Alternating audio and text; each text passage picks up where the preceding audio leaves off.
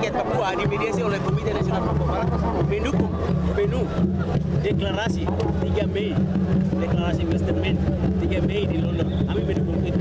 Itu adalah perjanjian resmi yang dilakukan atas melibatkan orang Papua. Perjanjian New York Agreement, New York adalah tidak melibatkan orang Papua. Tapi hari ini kami memulai untuk menentukan atau melaksanakan referendum baru, hak penentuan nasib sendiri baru di atas tanah Papua. Itu adalah sebuah proses yang hari ini KFB mediasi. Apapun kebijakan pemerintah dalam hal ini Indonesia di atas tanah Papua adalah benar-benar tidak tanpa dasar hukum. Tidak bisa Indonesia mengklaim bahwa PPRA adalah sudah final. Tidak. PPRA adalah satu orang satu suara, itu tidak terjadi di dalam perjanjian New York. Itu tidak terjadi di Papua. Yang dilakukan adalah PPRA adalah perwakilan beberapa orang dilakukan oleh satu suara, satu orang. Itu yang terjadi.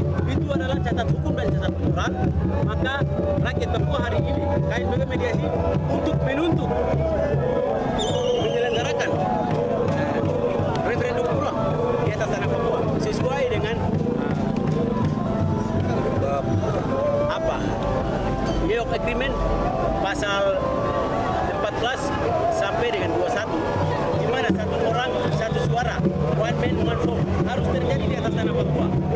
Hal ini yang rakyat Papua nuntut. KNPB selalu mediasi sejak berdirinya KNPB sampai hari ini. Agenda adalah referendum. Kami melihat bahwa Roma Agreement, New York Agreement adalah dasar yang melegitimasi PPRA, kontrak karya PT Freeport dan lain-lain. Sampai pemusnahan, pembunuhan, segala macam terjadi itu hanya New York Agreement itu yang menyebabkan sampai hari ini. Kemudian yang berikut, di dalam aksi ini KNPB tidak merencanakan mengajarkan kepada rakyat untuk melakukan aksi yang anarkis.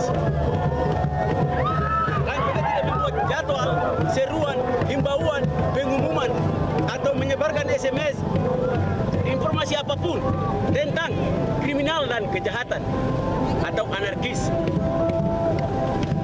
Jika hari ini pemerintah Indonesia dalam hal ini kepolisian mengatakan seandainya mengatakan bahwa KNPB adalah anarkis, kita bisa membuktikan siapa yang melakukan hal itu.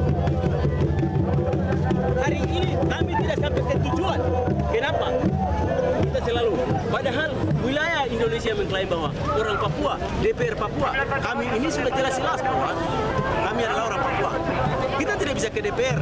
Berarti DPR itu, kami mengerti, kami sadar bahwa DPR bukan untuk orang Papua. DPR-nya Indonesia ada di perwakilannya orang Papua, tetapi DPR-nya hanya khusus untuk orang pendatang, itu jelas.